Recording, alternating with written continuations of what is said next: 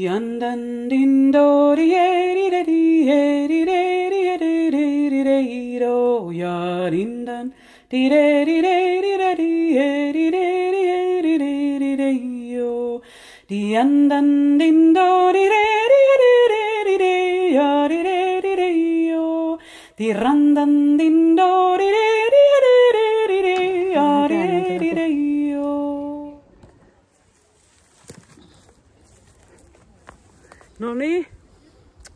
No niin. Nyt tehdään joku intro. Mä puhun ja sitten sanotaan, että...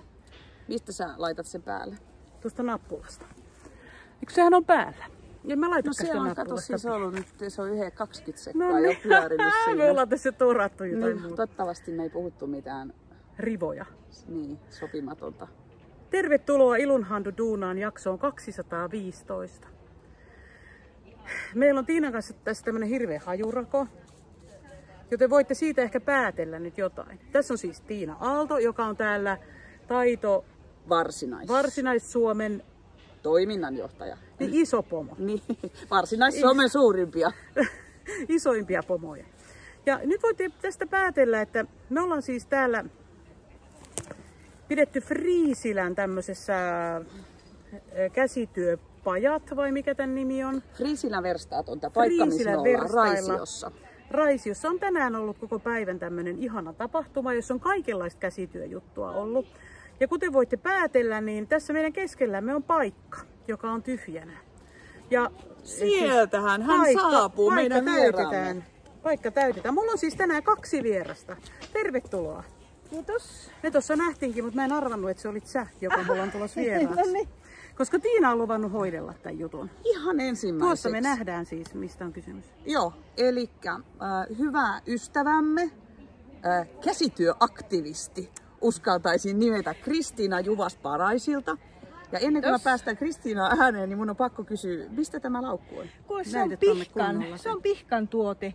Pihkalla on tämmöisiä niin kuin T7-paketteja, sieltä tulee ohjeet, valmiiksi leikatut nahat. Ja sit vaan teet. Ja tässä sai itse valita värit. Ja sä päädyit näihin? Näihin päädyin. Musta on namu. Siis Tiina on vaarallinen. Et ei kannata näyttää tämmöisiä ihania juttuja, koska saattaa jäädä hänen selkäänsä. Ja hän myöhemmin ilmoittaa, että mä voisin maksaa tästä jotain. Kuten mulle kävi yhden villapuserron kanssa, joka on liki samanlainen kuin hänellä on nyt. Muutama vuosi sitten. Muutama vuosi sitten samantyyppinen pusero. Että mä toivon, että nyt ei käy ihan mahdollisesti ehkä samalla, koska mä joudun aina tekemään uuden puseron. Että Kristiinan kassi häipyy.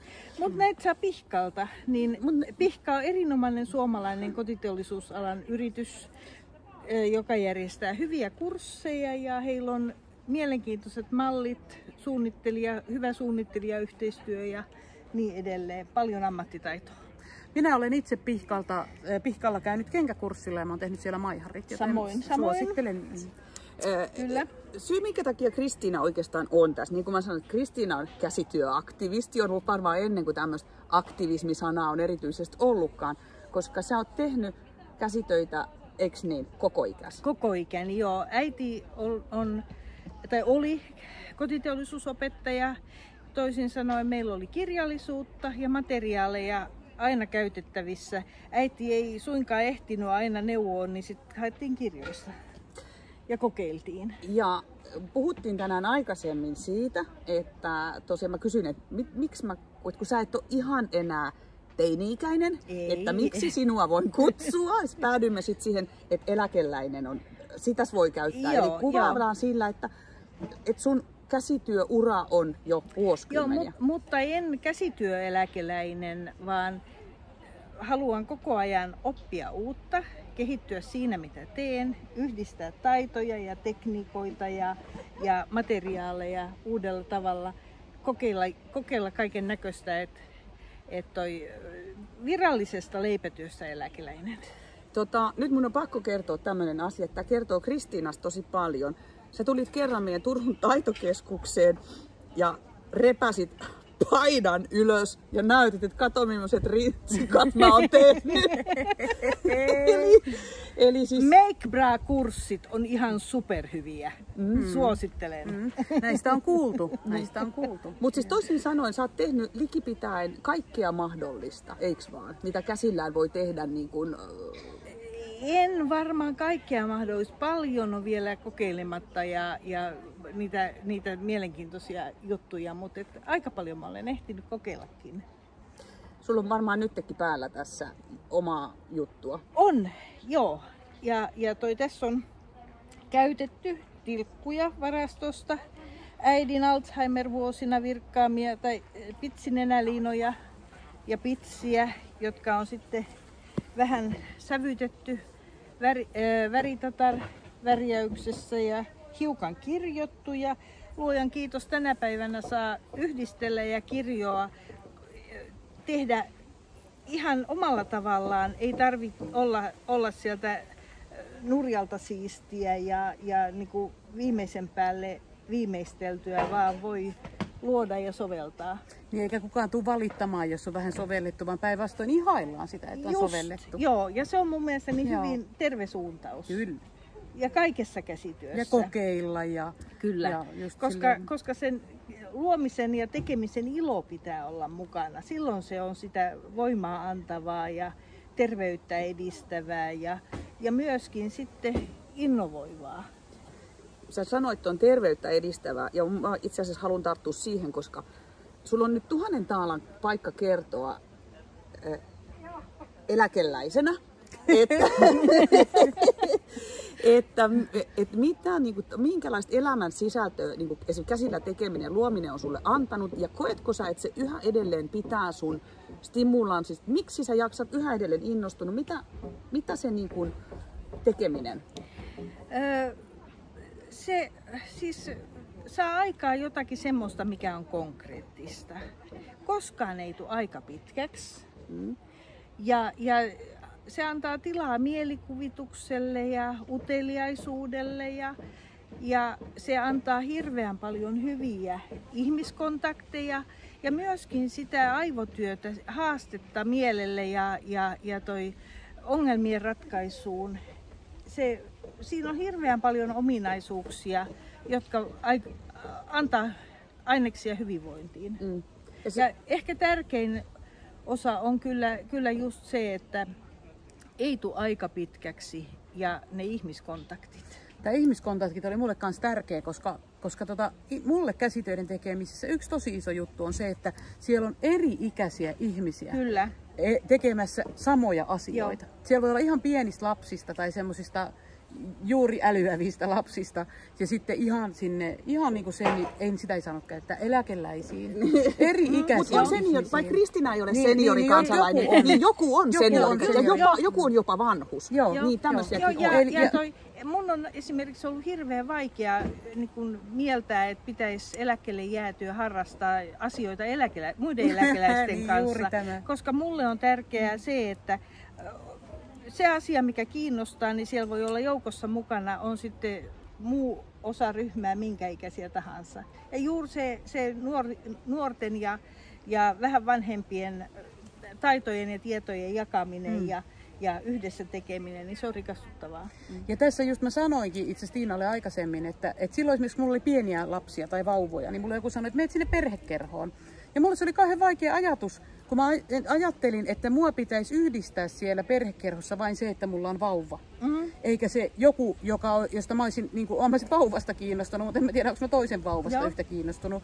Mutta joka tapauksessa se, että meillä olisi kuitenkin tässä niin kuin paljon enemmän yhteistä kuin se, että niin kuin tässä käsityön piirissä, kuin se, että mulla on vauva kotona tai jotain. Ja esimerkiksi kuvataiteen piirissä, niin silloin kun mun tyttäreni oli vanhempi lapsista oli 4 ja nuorempi potki vaunuissa, niin mä olin lasten kanssa taideleirillä. Mies oli työmatkalla viikon verran ulkomailla ja mä sain mennä valmiiksi katettuun pöytään lasten kanssa ja sitä nuorempaa imetettiin aina, kun hän oli sen tarpeessa ja kaikki voivat hyvin. Niin, just tämä.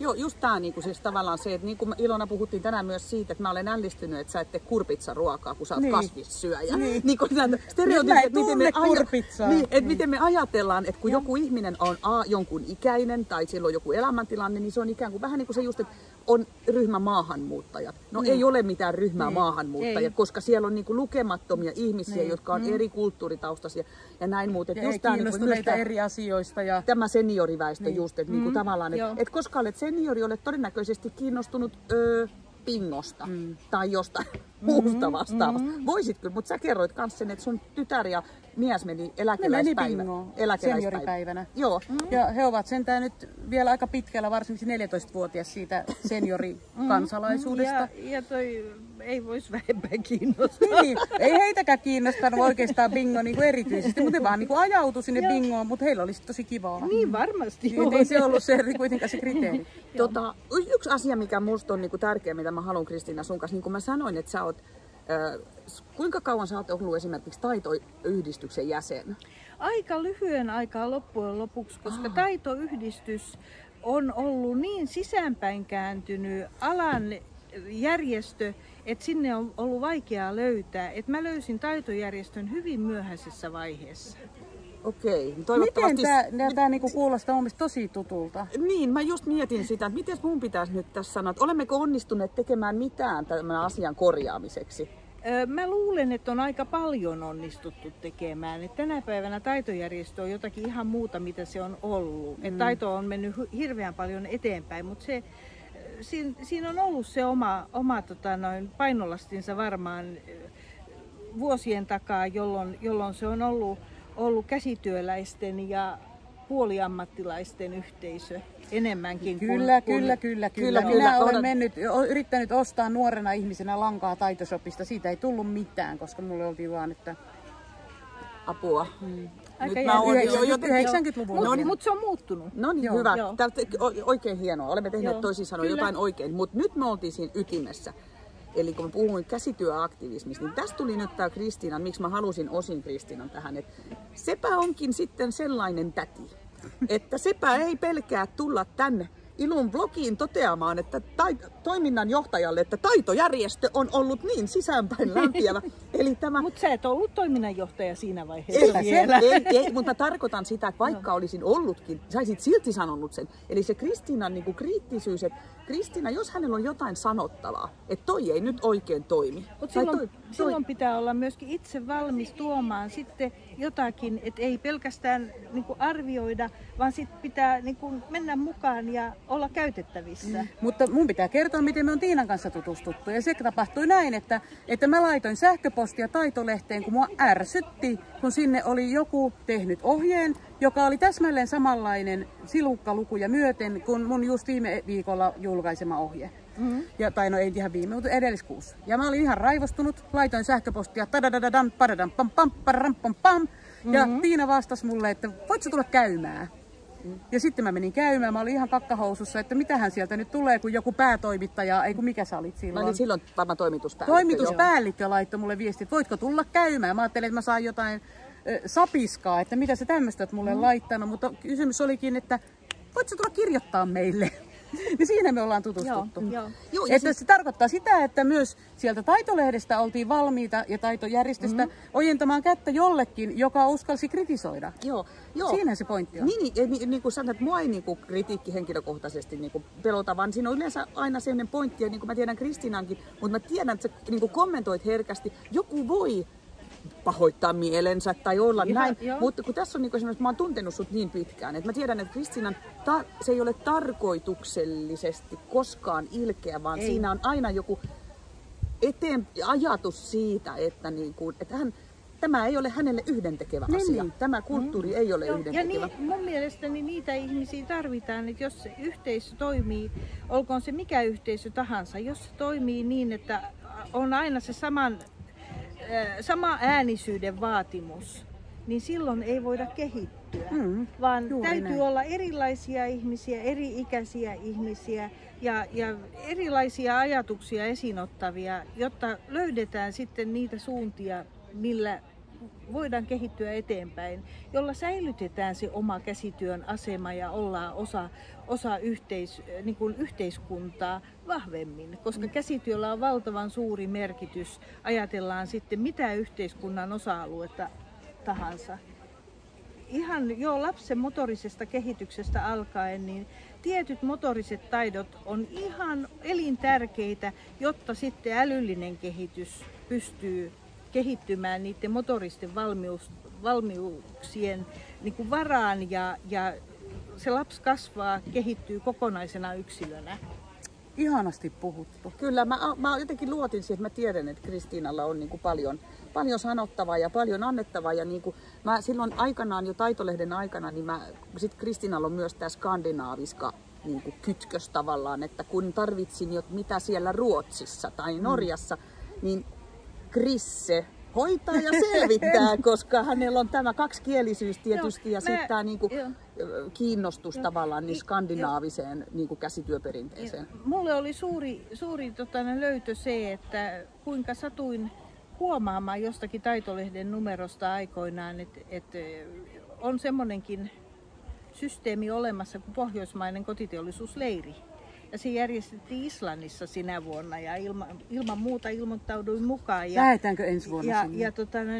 Mutta kun niitä ei ole ollut enää. Se homma on kuollut. Menikö se koronan aikana vai ennen? Se on jo aikaisemmin. Minusta tuntuu, että Suomessa ei ole oikein ymmärretty sitä, että miten tärkeää on ylläpitää juuri näitä yhteispohjoismaisia ja myöskin sitten Itämeren piirissä olevien maiden kanssa näitä käsityöyhteistyökuvioita, että kuinka paljon meillä on samaa ja kuinka paljon meillä on kuitenkin kulttuurisesti opittavaa toinen toisiltamme, mutta erityisesti jaettavaa. Että ne on ollut todella rikastuttavia sekä näiden erilaisten ihmisten tapaamisten kannalta, että sitten myöskin kokeilla uusia tekniikoita ja materiaaleja ja löytää niitä siltoja maiden väliltä. Virolaisten kanssahan jonkun verran on, tai virolaiset järjestää tämmöisiä leirejä ja retkiä. He ovat ottaneet sen niin kuin sitten tältä pohjoismaiselta yhteisöltä tavallaan itselleen, kun nämä pohjoismaiset järjestöt ovat vähän laiskistuneet tässä asiassa. Noniin. Osoitan Tiinaa sormella. Ei mitenkään.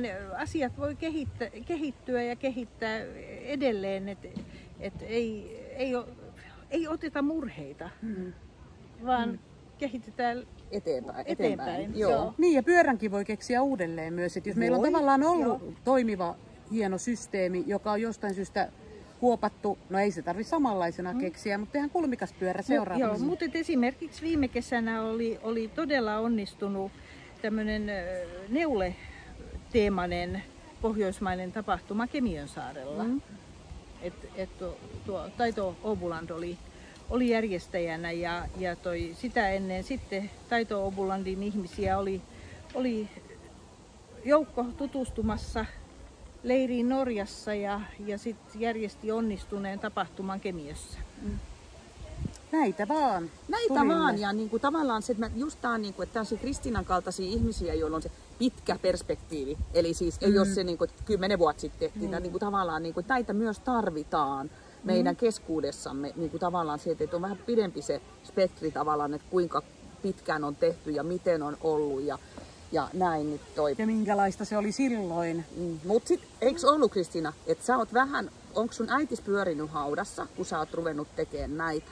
Kun jos hän oli, oliko hän kotiteollisuusopettaja? Niin eikö siihen maailman aikaan vaade oikeamielisyys, oikein tekemisistä oli kova? Joo, se oli kova ja meillä on sisarten kesken on semmoinen pieni sisäpiirivitsi, että kun joku on tehnyt jotakin ja innostuneena näyttää sitä toisille, niin nämä muut muistaa huomauttaa, mutta saumat on kuitenkin silittämättä.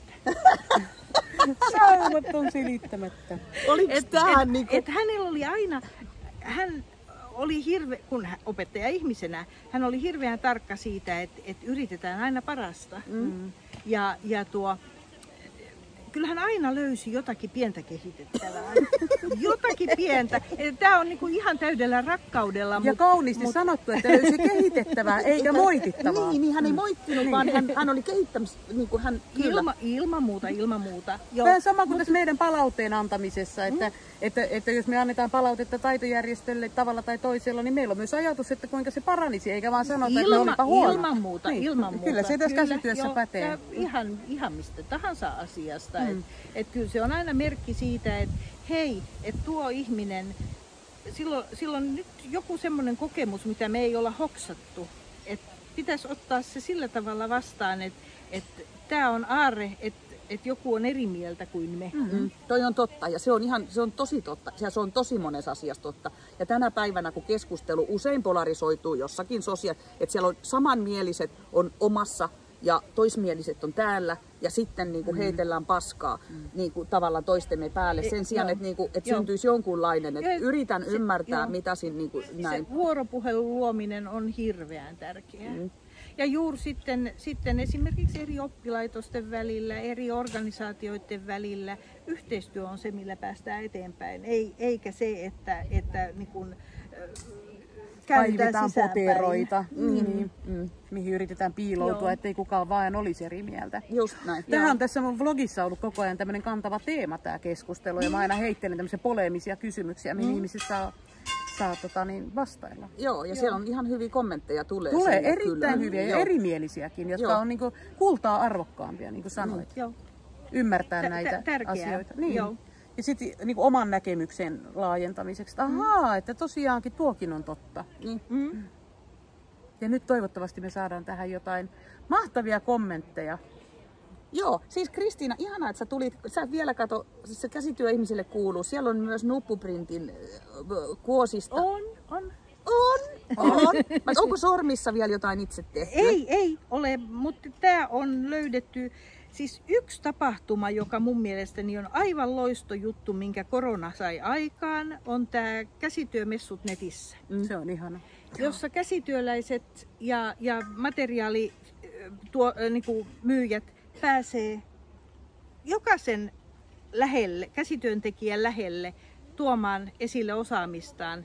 Ja siellä on erilaisia demoja ja siellä on kaiken näköistä mielenkiintoista ja sieltä pääsee itse poimimaan omassa rauhassa oman työpöytänsä ääressä ja tämä on sieltä jonakin vuonna ostettu joltakin hopea. Meneekö sulla aina koko viikonloppu, kun se on siellä? Oletko koko viikonlopun luudulla? Ei, mutta pikkusen. Tyhjeneekö koko lompakko? Hyvin harkiten, mutta se niin kun mun mielestäni se on paljon parempi tapahtuma kuin se, että 154-senttinen menee jonnekin messuryysikseen Tampereen messuhalliin ja yrittää muiden välistä kurkkia jotakin ja se on aivan epätoivosta. Kyllä mä tunnistan tämän, vaikka mä oon vähän pidempi. Mä oon niin pitkä, että mulla ei ole mitään ongelmaa purjehtia vähän mä olen aivan ihastunut näihin kässämessuihin netissä. Ja tämäkin kertoo vielä semmoinen vinkki ihmiset, kun tulevat vähän jäkämiksi, niin että ottakaa mallia niin kuin Kristiinasta, että rohkeasti sinne kässämessut nettiin, rohkeasti kursseille, rohkeasti niin kuin tekemään, mukaan tekemään ja revittelemään. Niin kuin, ja kertomaan niitä mielipiteitä ja tietoa. Niin. En mä nyt niin esimerkillinen ole, mutta olen aika innokas ja kokeiluhaluinen. No tätä se juuri tarkoittaa. Joo, se on just näin. Nyt me pannaan tässä pakettiin tämä ja kiitän kovasti, että tulitte molemmat. Kiitos. Ja tää oli oikeastaan aika ihana jakso, koska mun ei tarvinnut puhua mitään, kun Tiina haastatteli. Ja sä puhuit. Tämä oli tosi ihanaa. Tämä toimii näin. Yeah. Se oli onneksi, että Taitolehti julkaisi sen tossuohjeen aikanaan. Me ei ehkä oltaisi tässä. Me ei olisi ikinä tavattu eikä oltaisi tässä. Tai oltaisiin voitu tavata jossain tylsissä merkeissä ja sitten me ei tykättäisi ollenkaan toisistaan. Niin, tai sitten se olisi ruvennut riitelemään munkaan jostain turhasta. Kyllä, näinkin on mahdollista. Se on just näin. Hyvä. Antakaa palautetta ja saakaa palautetta. Ja mahtavaa sunnuntaipäivän jatkoa. Kahvit puuttuivat tästä jaksosta, mutta juodaan ne tämän jälkeen. Näin tehdään. Moikka. Moikka. Moi moi. Moi.